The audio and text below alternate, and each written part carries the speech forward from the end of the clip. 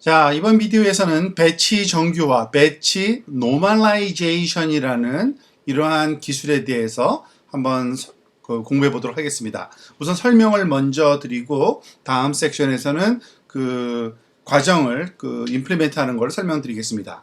자, 우선 겐을 훈련시키는데 문제가 좀 있습니다. 뭐냐면 너무나도 많은 시간이 소요돼요. 특히 우리가 타겟으로 삼고 있는 응용이 굉장히 좋은, 그러니까 슈퍼 쿨, 그러니까 진짜 사진 같고 굉장히 다양한 그런 고퀄의 생성을 하는 응용이라고 하면 더욱더 그렇습니다. 그리고 걔는 분류기만큼 그렇게 간단하게 학습할 때 그런 현상이 나타나질 않고 아주 어렵다는 얘기입니다.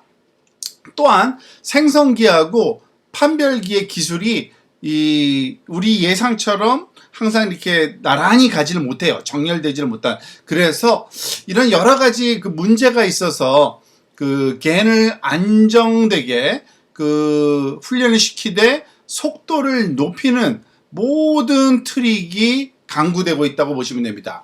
그리고 그러한 방법 중에 하나가 소위 배치 정규화라고 부르는 이 목적에 아주 효과적인 그런 방법이라고 알려져 있습니다. 그런데 이런 배치 정규화를 우리가 이해하기 위해서는 그냥 정규화라는 것이 과연 어떻게 훈련에 영향을 미치는지 이해를 해야 되고요.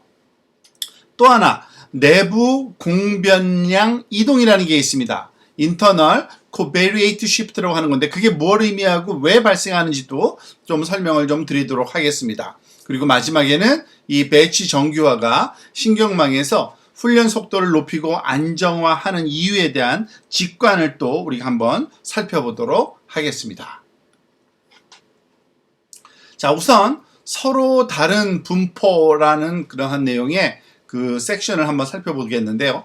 일단은 아주 간단한 뉴럴 네트워크를 한번 해보겠습니다. 그냥 입력이 딱 두 개예요. X1, X2. 그리고 결과는 출력은 딱 하나입니다.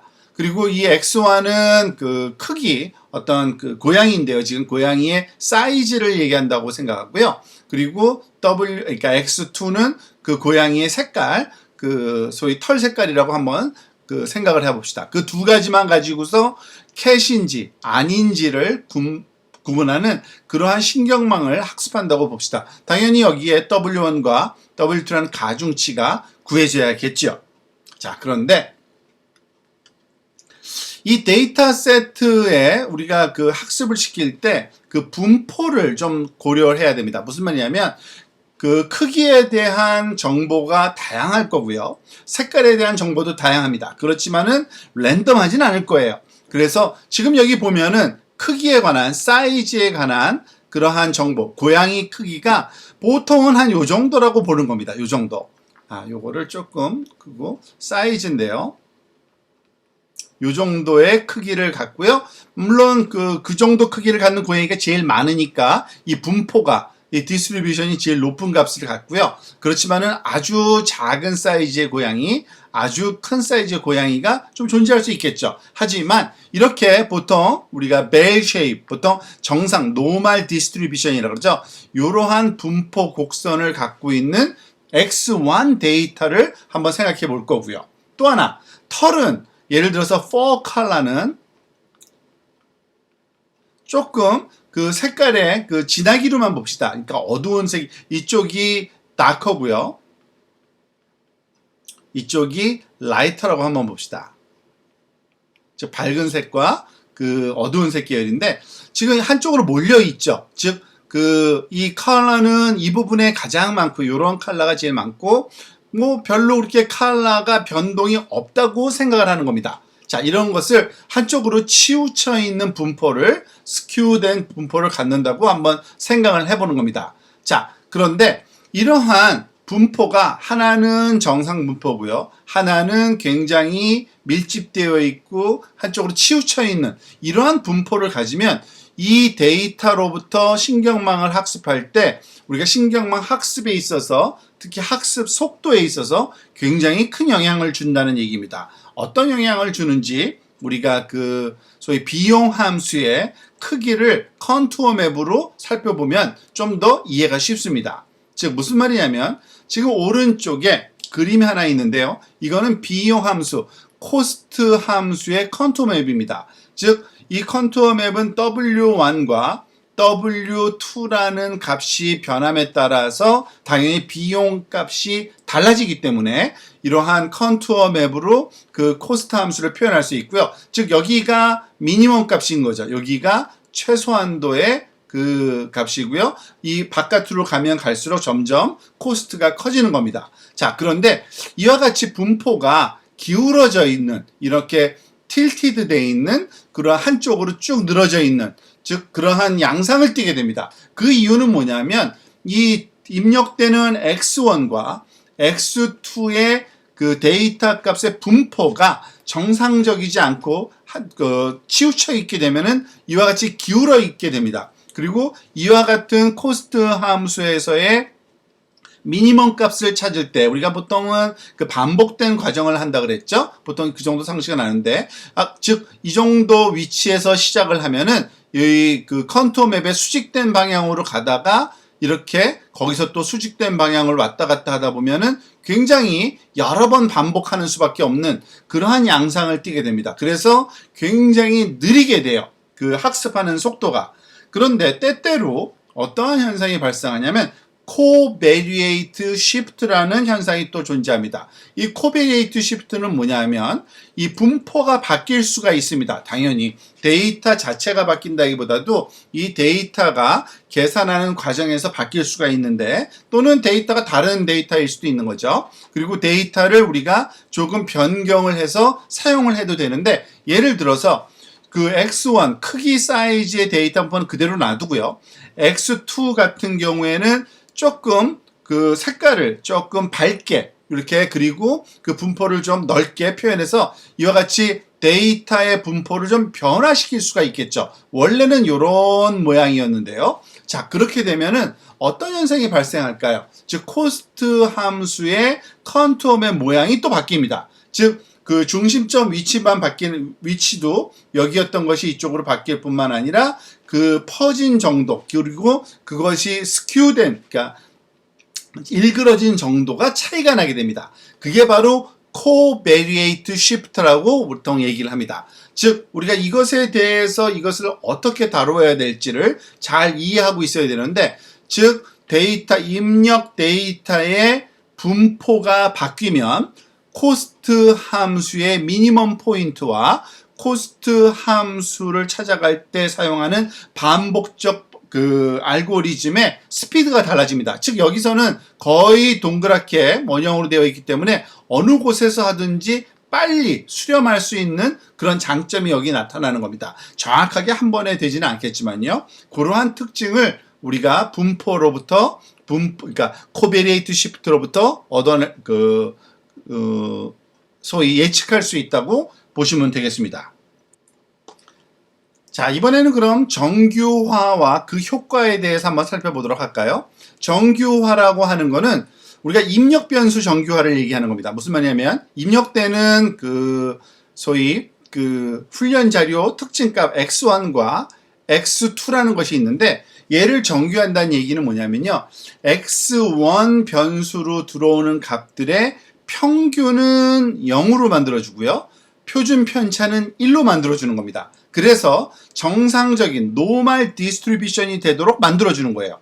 그것만 아니라 모든 변수, 즉 모든 특징 x2도 똑같이 평균은 0, 그리고 스탠다드 디비에이션은 1로 맞추어 주게 되는 겁니다. 그러면은 굉장히 비용 함수가 우리가 균형 잡히고 아주 매끄러운 스무드한 함수 형태를 나타내게 되고, 특히 훈련시킬 때 훨씬 쉽고 잠재적으로 훨씬 빠른 그러한 솔루션을 얻게 해줍니다. 그런데 주의할 점이 하나 있는데요. 훈련 자료는 당연히 이와 같이 정규화를 해줘서 우리가 소위 훈련을 시켜야 되는데, 그때 사용하는 평균과 스탠다드 디비에이션을 우리가 각각의 배치 프로세싱 하기 때문에 배치에 그 주어지는 통계값으로 하는 거고요. 하지만 테스트 데이터는 다릅니다. 훈련된 다음에 이 그 테스트 데이터는 테스트 데이터를 다시 정규화시키는 게 아니라 훈련 자료에서 사용됐던 스태티스틱, 즉 그 트레이닝 스태티스틱스를 가져다가 사용을 해야 된다. 그것만 좀 주의하시면 되고요. 그거는 해당 이그젬플을 우리가 그 소위 코딩하거나 그 연습할 때 한번 살펴보도록 하겠습니다. 자, 또한 그 예를 들어서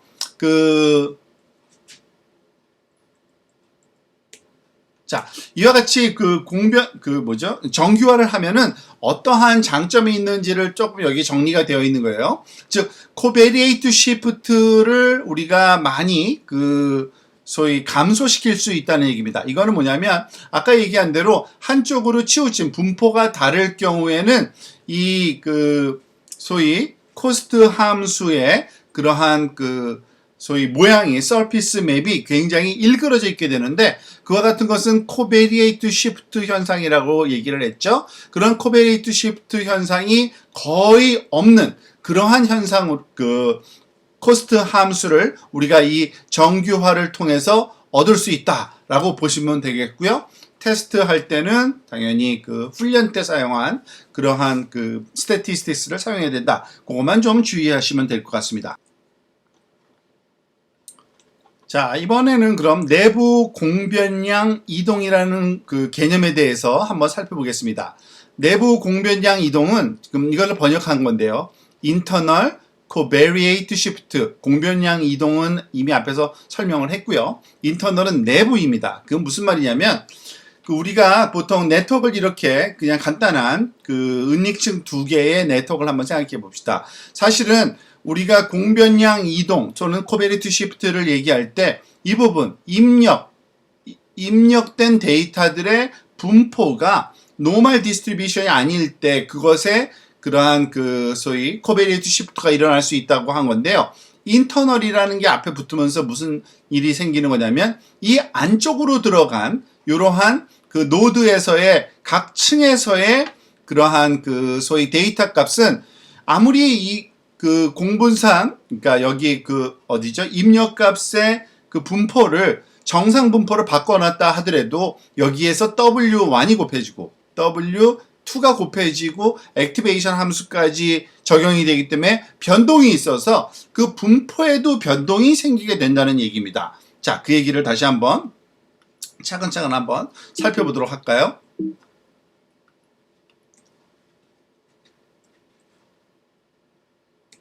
자, 지금 이 안쪽에 있는 G11이라는 값을 한번 생각을 해봅시다. 즉, 두 번째 은닉층의 두 번째 노드 값을 G subscript 1 그리고 위첨자 1으로 이렇게 표현했었죠. 이게 층이고 요거는 노드의 번째인데 이 값은 당연히 이 앞에 있는 웨이팅 값의 영향을 받아서 W0라고 할까요? 그리고 W1이라고 할까요? 그리고 이 입력값 x1과 xn까지에 이르는 모든 값들의 곱셈의 가중치의 곱셈의 액티베이션 함수가 적용된 결과의 또 다른 결과값이기 때문에 당연히 분포가 변하게 됩니다. 즉 털과 또는 털의 색깔과 그리고 크기가 당연히 그 의미를 그대로 갖는 그러한 값이 아니라 인터널 내부 그러니까 신경망 내부 노드의 그러한 값들은 좀 더 추상적인 그러한 특징의 값을 갖게 되는데 그 특징 값들은 정상적인 분포 일리가 없는 겁니다. 그래서 우리가 생각할 수 있는 거는 이와 같은 데이터들을 정규화를 다시 시켜줘야 됩니다. 그거를 소위 배치 정규화라고 부릅니다. 배치 정규화라고 하는 거는 입력 데이터의 정규화를 말하는 게 아니라 입력 데이터가 이러한 각 층을 거칠 때 각 층마다 주어지는 G값, 굉장히 다양한 개수의 G값이 주어질 수가 있잖아요. 그 G값의 분포가 정상적인 노멀라이즈드 되도록 우리가 다시 소위 평균과 스탠다드 디비에이션 표준 편차를 고쳐주는 겁니다. 그때 필요한 평균과 표준 편차 값이 필요한데 그때는 해당 층에서의 G값들을 활용해서 우리가 정규화를 시켜줘야 된다는 얘기입니다. 그래야지만 이 모든 층에서의 그 데이터가 정규화됨으로써 우리가 그 소위 훈련이 훨씬 쉽고 그리고 또 속도도 빨라지는 그러한 그 특별한 성질을 얻게 된다고 이해하시면 되겠습니다. 자, 요약을 하면 이렇습니다. 배치 정규화라고 하는 건요, 비용 함수, 코스트 함수를 좀 더 스무드하게 그 소위 그러니까 그 뭐죠? 대칭형이면서 스무드하게 만들어주고요. 그리고 인터널 코베리에이트 시프트 영향도 줄여줍니다. 즉, 각 층마다 주어지는 그 분포의 변동을 줄여준다고 보시면 되고요. 그리고 물론 속도도 빠르게 해주고 안정되게 해줘서 훌륭한 게인을 만드는데 아주 유용한 그러한 기법이라고 생각을 하시면 되겠습니다.